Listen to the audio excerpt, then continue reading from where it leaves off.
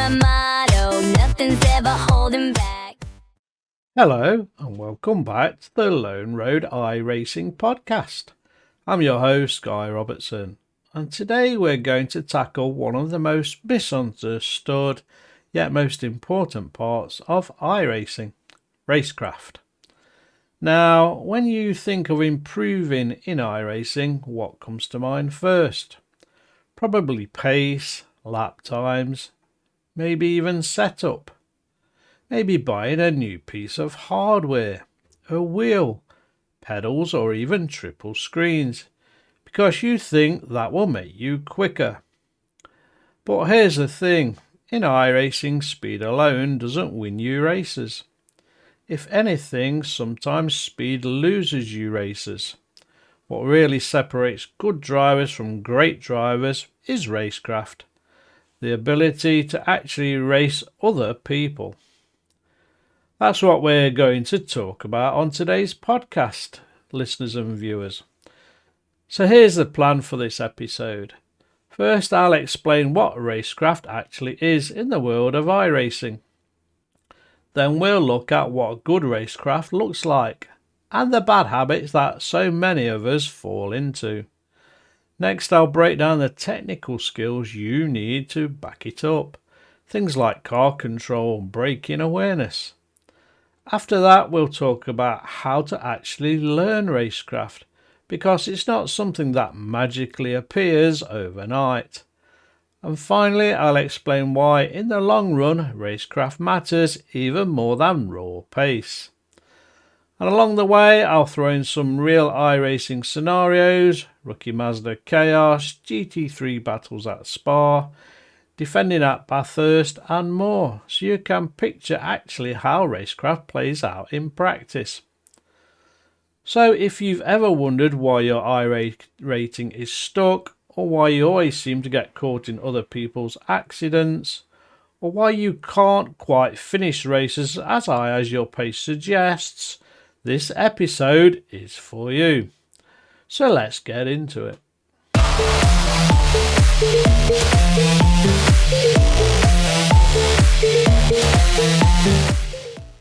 So let's start with the basics. What is Racecraft? If I had to sum it up in one sentence, I'd say Racecraft is the art of racing other cars cleanly, strategically and effectively. It's definitely not hot lapping, it's not even qualifying pace. It's what you do when there are 20 other cars on the grid with you, or with their own ambitions, mistakes and quirks. Think of Racecraft as the glue that holds your racing together. Without it, pace doesn't matter. Now we're going to look how we break this down into 4 pillars of Racecraft. The first pillar is awareness. This is your spidey sense or your sixth sense. In iRacing, it means knowing where the other cars are around you are, without always having to see them. Imagine you're at Laguna Seca, you've got a car alongside you going into the corkscrew. If you don't know exactly where they are, you'll either turn down on them or run yourself wide. Awareness stops accidents and incidents before they happen. Tools like crew chief spotters or even other third-party radars are lifesavers here. But awareness isn't just software, it's practice. Pillar 2 is decision making. This is all about judgment. Do you defend it to turn 1 at Monza, or let the faster car go and try to repass later? Do you risk an overtake into Bathurst the chase, or wait for a safer move at Murray's? Racecraft is knowing that not making a move sometimes can be the smartest one. Pillar 3 is consistency. Racecraft requires you to be predictable. If you're braking early one lap and late the next, nobody knows exactly how to race you. Think about wheel-to-wheel battles at Silverstone's Cops Corner. The only way you both survive is if both drivers are consistent lap after lap. And the final pillar, excuse me, is strategy. And this one's underrated in iRacing. Racecraft isn't just about the move in front of you, it's about the big picture. Maybe you decide not to risk contact because you're protecting safety rating. Maybe you let someone burn their tyres early, then take them later. Good racecraft isn't about this corner, it's about the race as a whole. Here's a rookie example we've all lived through. You're in a Mazda Cup race at Akiyama, lap 1, turn 2, half the field sends it like it's the Indy 500. Carnage ensues. If you've hung back, avoided the chaos and you've raced smartly, you'll probably finish top 5 without even overtaking anybody. That's racecraft in its purest form. Survival, patience and awareness. We're going to come back in a minute and we're going to look at good racecraft versus bad racecraft.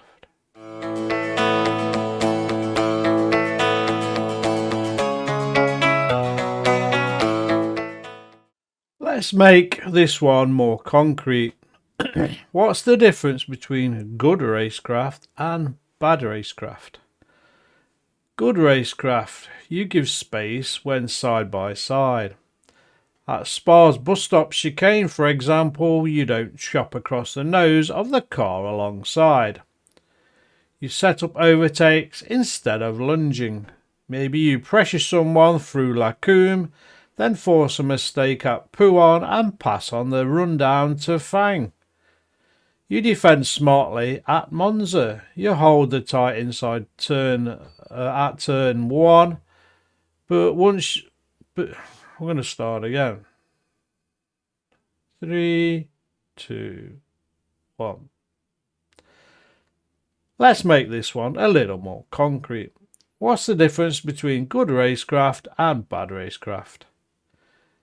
You give good racecraft examples. You give space when side by side at Spa's bus stop chicane. You don't chop across the nose of the car alongside. You set up overtakes instead of lunging. Maybe you pressure someone through Lacombe, then force a mistake at Pouan and pass on the rundown to Fagnes. You defend smartly. At Monza, you hold the inside into turn 1 once, but you don't weave 6 times or slam the door. You stay calm. If you lose a spot at Bathurst corner, you don't panic. You bide your time and use the draft down conrod. Examples of bad racecraft. The lap 1 hero, and we've all seen them, dive bombing turn 1 like it's the last lap of a world championship race. Then there's the blocker, weaving down straights, braking in unpredictable ways.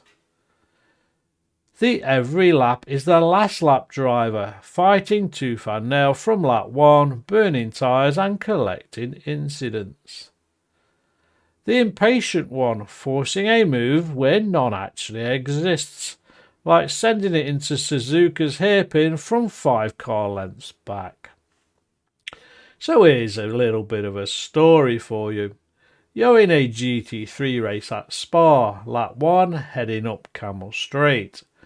The driver behind you goes 3 wide into Lacombe, and guess what? It doesn't work.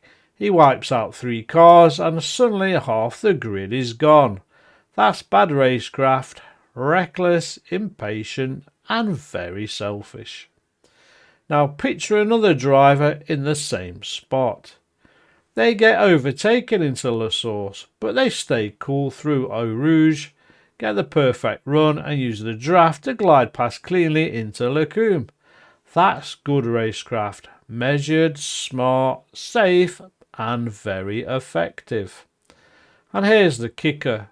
Good racecraft earns you a reputation. In iRacing, people remember the good drivers. If you're clean, if you're respectful, if you race smartly, other drivers trust you. They'll give you room. They'll race you hard but fair. But racecraft does the opposite. Sorry, bad racecraft does the opposite. Once you're known as the guy who dive bombs or blocks, people don't give you space, they don't trust you, and the reputation can follow you across splits and series. So how do we kind of learn and peel back the layers around what is behind racecraft? Car control. You can't fight side by side if you can't place your car within inches. Think about Bathurst skyline threading through the downhill S's too wide. Without control, one of you or both of you are in the wall. Braking. This is the number one overtake tool. At Monza's turn 1, good racecraft means braking late but controlled. No lockups, no overshooting. It also means braking effectively when you're offline. That's a skill in itself. What about corner discipline? Holding your line is critical. At Silverstone Stowe, if you drift wide with someone alongside, you'll definitely collide. Racecraft means knowing your limits and respecting theirs. Spatial awareness. Do you really know the size of your car? At VIR through the S's or at Oran Park in the tight infield, you need to know where there's room for 2 cars or not. And then there's something that I'm passionate about, mental strength. Maybe this is the most overlooked. Racecraft means staying calm under pressure. Picture this, you've got a car on your bumper for 10 laps at Sebring. And we've all felt that pressure, listeners and viewers. Do you overdrive and crash, or stay cool and defend cleanly? Without these foundations, racecraft is impossible.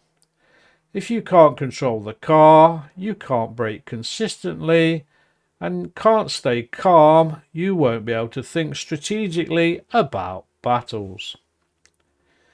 So we're going to come back in a second and we're going to try and give some tips and techniques to learn and practice racecraft.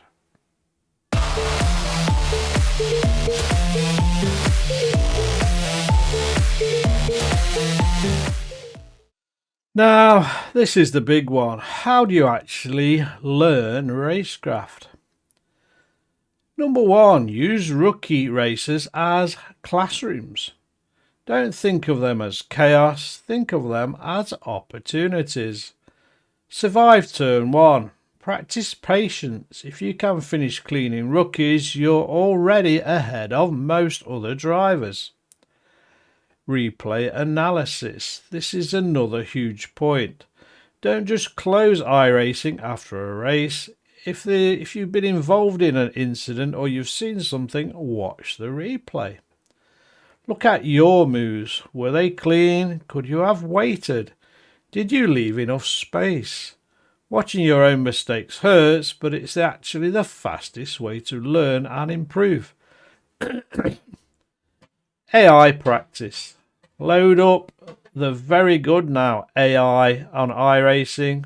Try Road America or Oran Park or any track you actually love. Practice overtaking, practice defending. There's no risk of SR lost, just pure learning. Set deliberate goals. Forget iRating for a week. Do one race where your only goal is to defend fairly. Another where your goal is to pass without contact. By narrowing focus, you build your skills faster. What about watching the pros? Top split races, VRS streams, special events, they're gold mines. Notice how rarely the best drivers dive bomb. Notice how they set up passes over multiple corners. Leagues force accountability. You're racing with the same people week in, week out. If you wreck someone this week, you'll see them again the following week. That environment builds better habits than open races alone. So here's an exercise for you listeners and viewers. Next time you race at Sebring, don't focus on lap time, focus on defending cleanly through Sunset Bend. Hold the inside line for 5 laps. That's specific Racecraft training. Or try this one. At Monza, practice slipstream overtakes on the main straight. Don't pass into turn 1 every time. Sometimes fake the move, back out, and see how the other driver reacts. That's psychological racecraft. So the question is, why racecraft matters more than pace? Because it keeps you finishing races, and finishing races is how you build iRating, safety rating and respect from your other drivers. Think about driver A is lightning fast but wrecks half the time, or driver B is a little slower but finishes every race cleanly. Who's going to gain more iRating over a season? Guess what? It's always going to be driver B. Racecraft is also what makes racing fun. Think of the thrill of going side by side through 3 corners, both drivers trusting each other. That's the heart of sim racing. And don't underestimate the reputation factor. If people know you're clean, they race you differently.